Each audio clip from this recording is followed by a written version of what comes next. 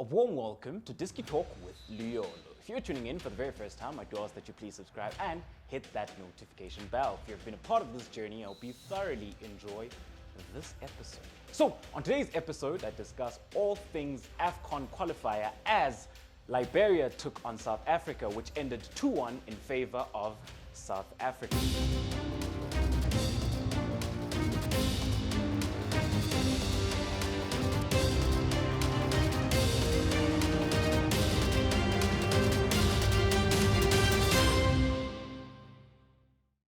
So this is then a post-match analysis of that encounter. So coming up then into this episode, the red team will represent Liberia and then the blue team will represent South Africa. So the last time out then at the Orlando Stadium, these teams did play to a 2-2 draw, a game where then South Africa created so many chances, but they couldn't bury their chances, and towards the end of the game then had poor game management, which then allowed Liberia back into the game. So coming up then into this encounter, it was a must win if either side were looking to qualify. So when you do have a look at it then, with regards to Liberia, they did start this game then with a 4-3-3, and from the last time out, they only made one change with Nje coming into midfield. So when you then have a look at the personalities, in goals, they started with Songo. At left back, they did start with Dorli. As the left-sided centre-back, they started with Balde. As the right-sided centre-back, they started with Dawe. And then as the right-back, they did start with Pabai. Going in then within the heart of midfield, they had Aduko as the defensive midfielder. And then they had Nje, and they also had Kene as the 2-8s. Off the left-hand side, they did start with Kamara. Off the right-hand side, they started with Tisdale. And then up front, they started with their captain, William Jabor. So when you have a look at this Liberia side then, with regards to what they were looking to do in possession. So in possession of the ball, they were looking to build up from very deep. So what you did see from them then is always looking then to facilitate this deep build-up. Whenever then they were looking to build up play, looking to work it within the midfield, and looking then to penetrate within the wide areas. However, what did they look like with regards to their offensive scheme and in possession further up the pitch? So further up the pitch, when you have a look at this Liberia side, what were they looking to do is then that they were looking then to penetrate in the wide areas. So within the wide areas, we did see quite a lot of wide overloads, where then they were looking then to play those crosses in. So a lot of the times then, with regards to the offensive scheme,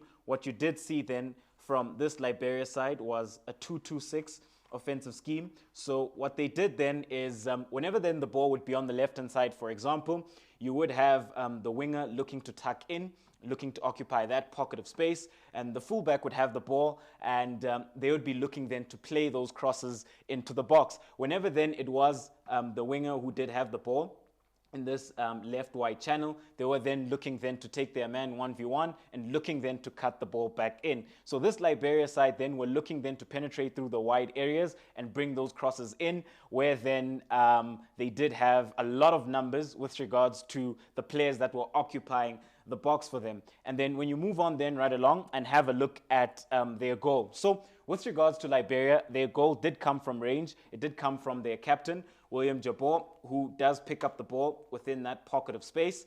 And there is no pressure on the ball. He takes a shot at range, and Williams doesn't manage to save it. So it was quite poor from Williams, because he could have dealt better with that ball, and then that goal does sneak in over the line. And as the game progressed then, this Liberia side kept committing numbers forward, because then they were trying then to get back into the game. And when you do have a look at it then, towards the dying minutes of the game, they had a couple of opportunities where they actually could have scored, but Williams then coming up with very, very important saves. So when you have a look at this Liberia side then, without the ball. So without the ball, this Liberia side were looking then to sit within a 4-5-1.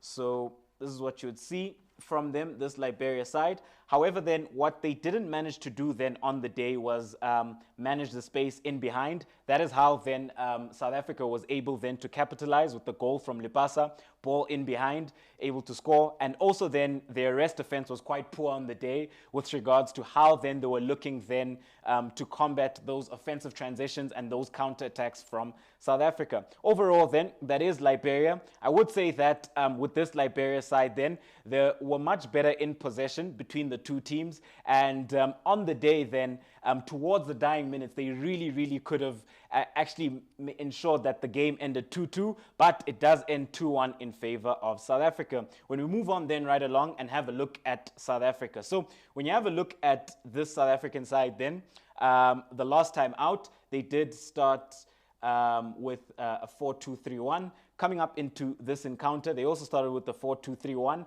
but they did make 5 changes. When you have a look at the personalities then, in goals, they did start then with Ronwen Williams, who started in goals. At right back, they started with Nico Mobi. As the right-sided centre-back, they started with Kulu. As the left-sided centre-back, they started with Toby Mvala. And then as the left-back, they did then start with Mayela. Moving on then, right along within the heart of midfield, they started with Mukwena and Sithole at the base within that double pivot. They had Percy Tau playing as a 10.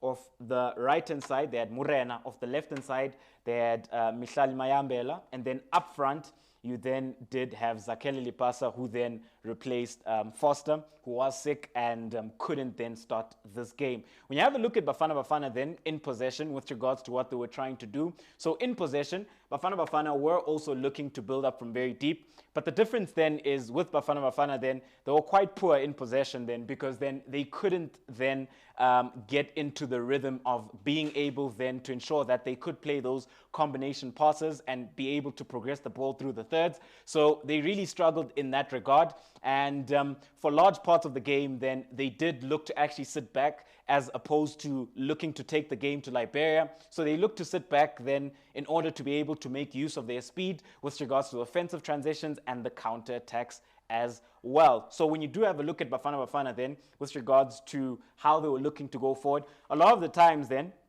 it was mostly their front four. Sometimes you'd have Sithole looking to join, but it was a very conservative approach then from the two fullbacks, as they did sit a lot deeper. And a lot of the times you had the four who were looking then to penetrate into the final third and looking to get those goals for this South Africa side. But when you do have a look at it then, how do the goals come about? So the goal does come then with the ball in behind within the first half, ball in behind. Lipasa is able to make a run. He gets onto the ball and he's able to finish. And as the game progressed then, they did concede that goal then from William Jabor, which I thought that at that time, South Africa really struggled with their game management, as this isn't the first time that they've scored and then allowed a team to get back into the game. In fact, all their qualifiers they've played, they've always scored first, but the opposition is always able to get back into the game. So it is key to note that with regards to their game management, that is an area that they really lack in.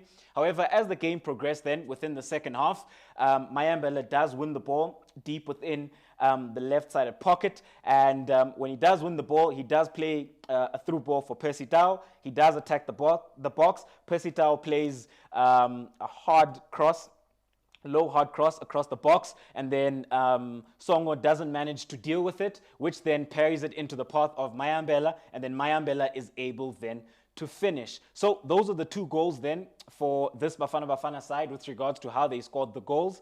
And on the day, then I would say that within the final third, at times they did quite lack with regards to their final ball and their decision making, especially then in first half, where they did have a 3v2 situation with regards to a counter attack, but they couldn't make use of it. So in that 3v2, you had Percy Tau, you had Murena, and you had Mayela, and Percy Tau does play a very good ball for Murena. Murena gets it, and then Murena decides to pass the ball to Mayela, who's adjudged to be offside, which I didn't think was offside, and I do think that Murena made a bad decision there. I think that he should have actually taken the shot at goal himself. Overall then, when you do have a look at this Bafana Bafana side, as the game did progress, they did then have to sit deep without the ball, as this Liberia side was now starting to commit a lot of numbers with regards to them trying to get back into the game. So how the game played out then is that you had Bafana Bafana sitting very deep, looking then to ensure that they could see out the game. Like I did mention earlier on, Liberia did have a couple of opportunities,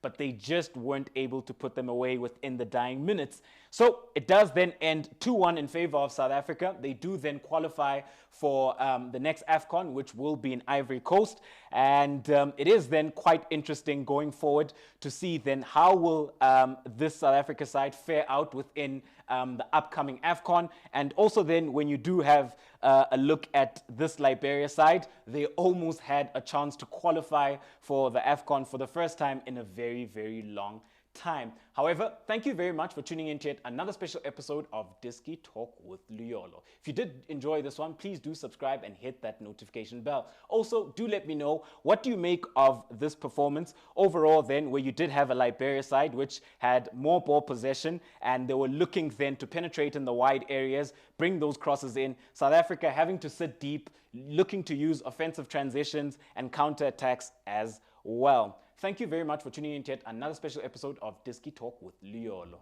Signing out.